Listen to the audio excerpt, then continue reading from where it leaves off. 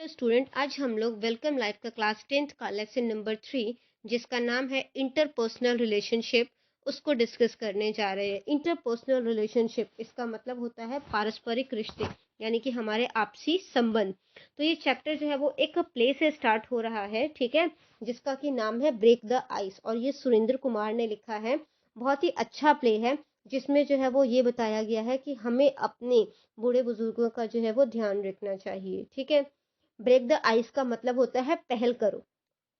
नाटक की शुरुआत जो होती है वो दादी और उसके पोते रोमी की बातचीत से शुरू होती है। दोनों आपस में खेल रहे हैं, ठीक है, तो और दोनों एक दूसरे से जो है वो बहुत प्यार करते हैं। तब तक उसकी माँ जो है वो सिमरन जो है वो वहां पर आ जाती है और रोमी को दादी से दूर रहने को कहती है, ठीक है बच्चों। फिर उसके पापा वहां पर आ जाते हैं और उसकी माँ यानी कि जो सिमरन है वो कहती है कि दादी जो है वो रोमी को भड़का रही है। फिर वो करणवीर से कहती है कि या तो वो उस घर में रहेंगी और या फिर मैं, यानी कि या तो दादी घर में रहेंगी या फिर सिमरन। इसके बाद जो है वो दादी लड़ाई को सुलझाने के लिए कहती है कि बच्चे कि बेटा मुझे जाकर वृद्धाश्रम जो है वो छोड़ाओ, ठीक है।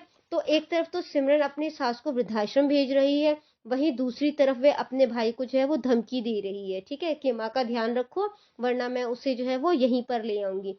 तो इससे क्या पता चलता है कि सिमरन जो है वो मतलब कि दो तरीके की कैरेक्टर है। एक तरफ तो वो जो है एक अच्छी बेटी है ना, जो अपनी माँ का ध्यान रख रही है, और दूसरी तरफ जो है वो एक मतलब कि कह सकते हो क्रूअल सास, सॉरी क्रूअल जो है वो बहू है, ठीक है, जो कि अपने सास को जो है वो वृद्धाश्रम भेज रही है। फिर 6 महीने बाद जो है करण को उसकी माँ का फोन आता है। तो वो सारे जो है वो उनसे मिलने के लिए जाते हैं। कौन कौन? करण, सिमरन और रोमी, ठीक है, यानी कि उसका पोता। वो सारे मिलने के लिए जाते हैं। तो करण और सिमरन तो जो ये सोच के जाते हैं कि उनका आखिरी समय है, तो आखिरी समय में उनसे मिल आते हैं, ठीक है। जबकि रोमी जो है वो इस करके जाता है क्योंकि वो अपनी दादी से बहुत प्यार करता था। अब दादी जो है जब करणवीर से मिलती है तो कहती है कि ना यहाँ पर फैन और फ्रिज जो है वो दान कर दे, क्योंकि यहाँ गर्मी बहुत है और पानी जो होता है वो बहुत ज़्यादा गर्म हो जाता है, ठीक है। तो वो कहता है कि इतनी बात तो आप मुझे फ़ोन पर भी कह सकते थे, ठीक है। तो वो कहती है कि बेटा ये सब चीज़ें जो है वो मैंने तो बर्दाश्त कर लिया और मैं आगे बर्दाश्त कर भी लूंगी, लेकिन जब तुम यहाँ पर आओगे तो तुम, मुझे पता है कि इतनी गर्मी जो है वो बर्दाश्त नहीं कर पाओगे, ठीक है। तब तक में वहां पे वृद्धाश्रम का जो मुखिया होता है वो आ जाता है और वो करुण को बताता है कि 35 साल पहले तुम्हारे पापा जो है वो उन्होंने तुम्हें यहाँ से गोद लिया था, ठीक है। क्योंकि वो जो वृद्धाश्रम था वो सिर्फ वृद्धाश्रम नहीं था, उसमें उनके साथ अनाथालय भी था, ठीक है। इसके बाद करणवीर और सिमरन को जो है अपनी गलती का एहसास होता है और वो जो है अपनी माँ को जो है वो खुशी खुशी है वो अपने घर ले जाते हैं, ठीक है बच्चों। ये नाटक जो है वो हमें यह सीख देता है कि हमें बुजुर्गों के साथ बुरा बर्ताव जो है वो नहीं करना चाहिए, ठीक है, बल्कि हमें उनका आदर करना चाहिए और उनसे जो है वो आशीर्वाद लेना चाहिए, ठीक है। तो चैप्टर जो है वो बेसिकली जो आपको अगर मैं समराइज कर दूं तो ये है, ठीक है। तो आइए अब इसके एक्सरसाइज जो है वो डिस्कस कर लेते हैं। What did you feel after reading this play? इस प्ले को पढ़ने के बाद आपने कैसा फील किया, ठीक है। तो it is very emotional play, बहुत इमोशनल प्ले है। I felt that our elder should not be treated badly. और मुझे लगता है कि जो हमारे जो है वो एल्डर्स हैं, हमारे जो बुजुर्ग हैं, उनके साथ इस तरीके का बुरा बर्ताव नहीं किया जाना चाहिए। दे ऑलवेज ब्लेस अस, वो हमेशा जो है वो हमें आशीर्वाद देते हैं। उन्होंने हमें बड़ा बड़ा किया है, ठीक है। और उस टाइम पे हमें उनको अकेला नहीं छोड़ देना चाहिए जब वो खुद को संभाल नहीं सकते, ठीक है। How do you care your elders? आप अपने जो एल्डर्स का किस तरीके से ध्यान रखते हो? बच्चों ये आंसर जो है वो वेरी कर सकता है, ठीक है। आप किस तरीके से ध्यान रखते हो? तो आप ये भी लिख सकते हो, I care my elders in the following ways. मैं अपने बुजुर्गों का ध्यान जो है वो इस तरीके से रखती हूँ। I spend time with them, मैं उनके साथ टाइम जो है वो बिताती हूँ। So that they do not feel isolated, ताकि वो अकेला महसूस ना करें।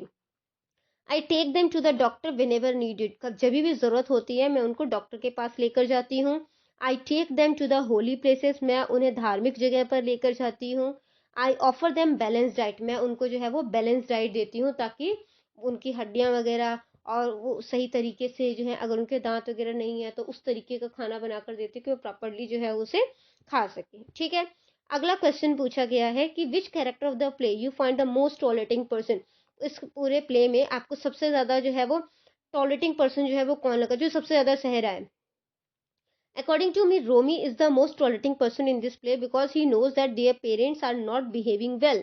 मुझे लगता है कि रोमी जो है वो सबसे ज़्यादा टॉलरेटिंग पर्सन है प्ले में, क्योंकि उसे पता है कि उसके पेरेंट्स जो है वो अच्छा बिहेव नहीं कर रहे, ठीक है? उसकी ग्रैंडमदर के साथ, but still he was not able to help her, लेकिन वो फिर भी उसकी मदद जो है वो नहीं कर पा रहा। His parents sent grandmother to old age home, but he was not able to do anything. उसके पेरेंट्स जो हैं वो उसकी ग्रैंडमदर को ओल्ड एज होम भेज देते हैं, वृद्धाश्रम भेज देते हैं, लेकिन वो फिर भी कुछ नहीं कर पाता। He often opposes but of no use, उसने अक्सर जो है इसके खिलाफ आवाज उठाई, लेकिन कोई फायदा नहीं हुआ, ठीक है?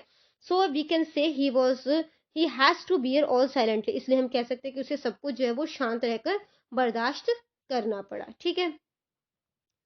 Give your opinion about the character of the play. अभी आपको जो है वो 4 कैरेक्टर दिए गए हैं, उनकी जो है वो किस तरीके का कैरेक्टर उन्होंने प्ले किया उसके बारे में। तो grandmother is the one who suffers a lot, grandmother है जो कि सबसे ज्यादा जो है वो सफर कर रही है, ठीक है? She loves her grandson and plays with him, वो जो है वो अपने ग्रैंडसन से प्यार करती है, उसके साथ खेलती है। To avoid fighting in the house she herself said to Karanveer to send her to old age home, कि घर में लड़ाई झगड़े ना हो, इस करके वो करणवीर से कहती है कि मुझे जाकर वृद्धाश्रम जो है वो छोड़ो। रोमी रोमी लव्स हिज ग्रैंडमदर, रोमी जो है वो उसका ग्रैंडसन है, ठीक है? और रोमी जो है अपनी दादी से बहुत प्यार करता है, और वो बहुत ज्यादा टॉलरेटिंग पर्सन है, सहनशील है, ठीक है? He knows that his parents are misbehaving with grandmother but he was helpless, उसे पता है कि उसके पेरेंट्स जो है वो दादी के साथ सही बिहेव नहीं कर रहे हैं, लेकिन वो हेल्पलेस है, ठीक है? वो उनकी कुछ मदद नहीं कर पा रहा।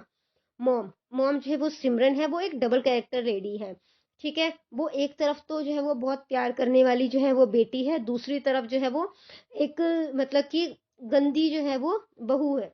She doesn't treat her mother and mother in law same way, वो दोनों को, अपनी माँ और सास को, दोनों को एक जैसा जो है वो नहीं जो है वो ट्रीट करती है। वो एक सेल्फिश लेडी है और अपनी रिस्पॉन्सिबिलिटी से दूर भागने वालों में से है, ठीक है? पापा पापा करणवीर जो है वो हेनपेक्ड है, वो जोरू के गुलाम है, ठीक है?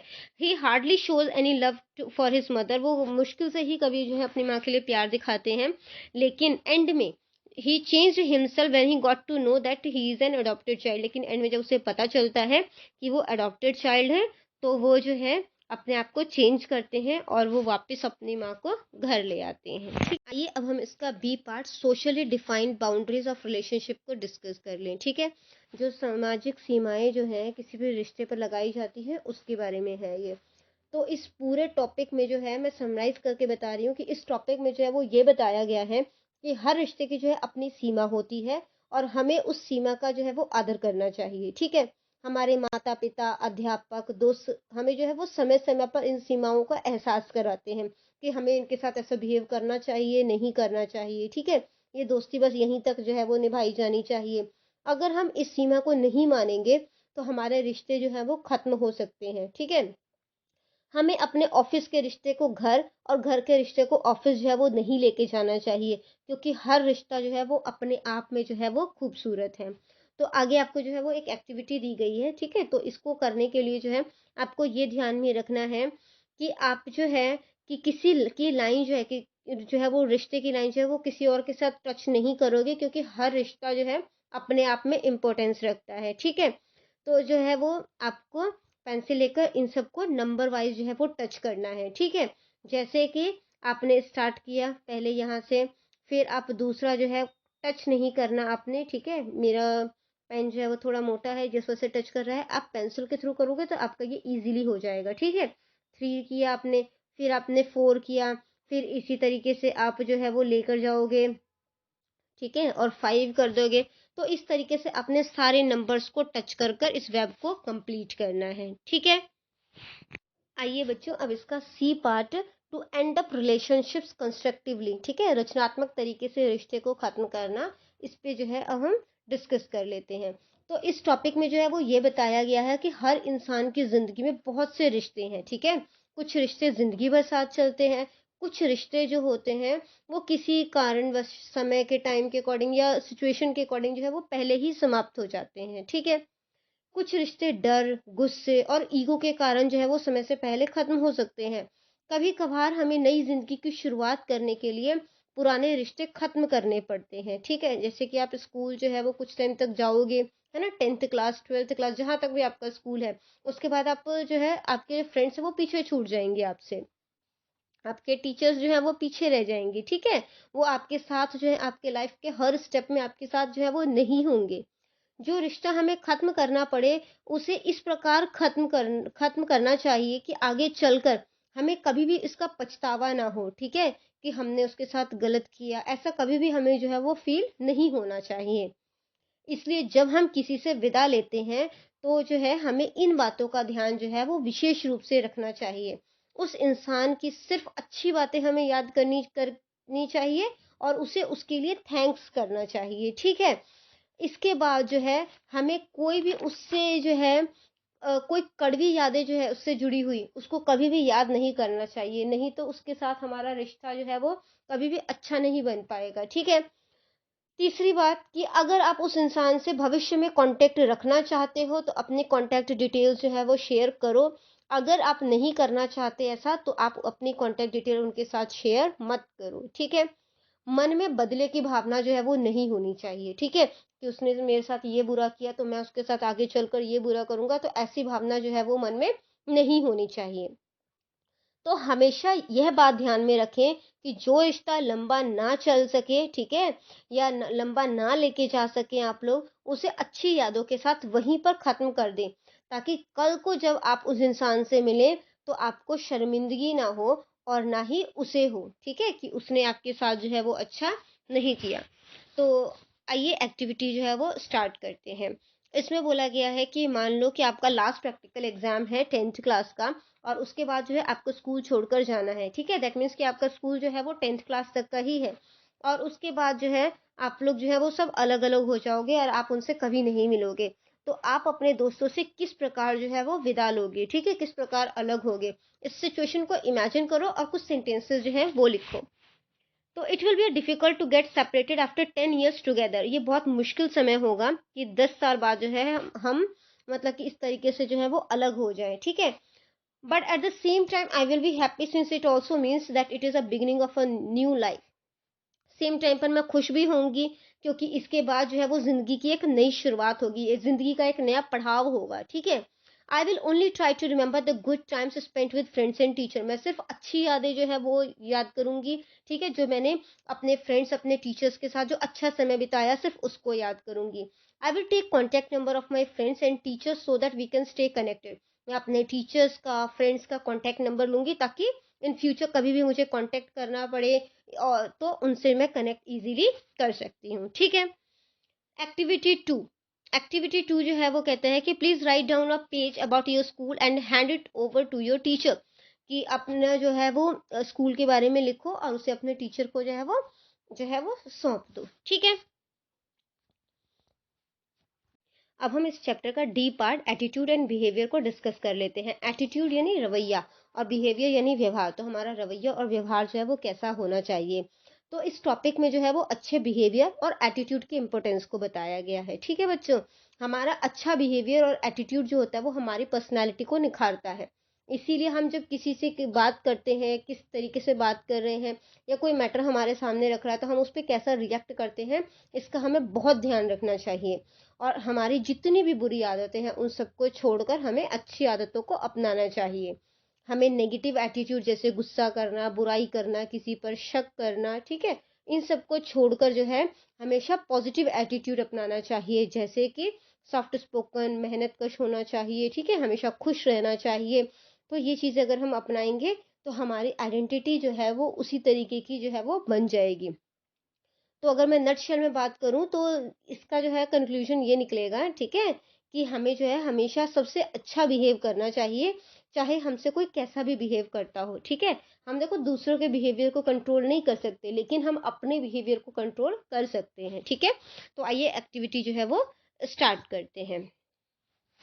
तो सबसे पहली एक्टिविटी जो है वो आपको बोली है कि आप जो है आप लोगों को ये एक्टिविटी जो अपनी वर्कशीट में फिल करनी है, ठीक है? तो पहला सिचुएशन आपको दिया गया है जिसमें कि आप जो है वो सड़क पे जा रहे हैं। आपके सामने एक लड़का है जो कि केला जो है वो केले खाकर छिलका जो है वो सड़क पे फेंकता है। तो आपका रिएक्शन जो है क्या होगा? पहला पॉइंट बोला गया है कि you will try to persuade the boy, आप उसको समझाने की कोशिश करोगे, ठीक है। दूसरा है कि आप किसी को बुलाओगे कि वो केले का छिलका जो है वो उठाए। थर्ड पॉइंट है कि आप केले का छिलका खुद उठाओगे और उसे डस्टबिन में फेंक दोगे। फोर्थ पॉइंट है कि आप पुलिस को बुलाकर उस बच्चे की शिकायत करोगे, उस लड़के की शिकायत करोगे, ठीक है। तो मेरे अकॉर्डिंग जो है वो पहला पॉइंट ठीक है कि आप उसको जो है वो उसको समझाएंगे इन चीज़ों को, ठीक है। दूसरी सिचुएशन है कि आपको जो है आपके दोस्तों ने जो है आपके बर्थडे पर खाली चॉक बॉक्स जो है वो गिफ्ट कर दिया, ठीक है, जो कि पूरी तरीके से खाली है। तो तुम्हारा रिएक्शन क्या होगा? आप उनसे बात करना बंद कर दोगे, आप उनको देखोगे और स्माइल करोगे, आप उनको इग्नोर करना शुरू कर दोगे, या फिर आप उनको जो है वो गुस्से में मतलब कि देखोगे, ठीक है। तो आप जो है जो होना चाहिए, ठीक है, पॉजिटिव एटीट्यूड के अकॉर्डिंग, तो वो है कि आप जो है उनको देखोगे और स्माइल करोगे, ठीक है। अब आगे बोला गया है कि आप अपने आप को जो है मतलब क्लास जो है वो अपने आप को डिवाइड कर ले ग्रुप्स में, ठीक है, और फिर कुछ सिचुएशन दिए जाएंगे और जो है कुछ जो है वो इसके सही पैटर्न के अकॉर्डिंग कि बिहेवियर कैसा होना चाहिए उसके अकॉर्डिंग काम करेंगे, और कुछ जो है वो रॉन्ग पैटर्न के अकॉर्डिंग जो है वो एक्ट करेंगे क्लास में, ठीक है। तो जो है वो फिर बाद में डिस्कस किया जाएगा कि कौन सा जो है बिहेवियर जो था वो सही था, ठीक है। तो आपका हो गया है चैप्टर फिनिश। आई होप आपको ये सारा चैप्टर जो है वो अच्छे से क्लियर हो गया होगा। इन केस कोई डाउट रह गया है तो आप कमेंट सेक्शन में क्वेश्चन कर सकते हैं, आपको रिप्लाई मिल जाएगा। Thank you very much.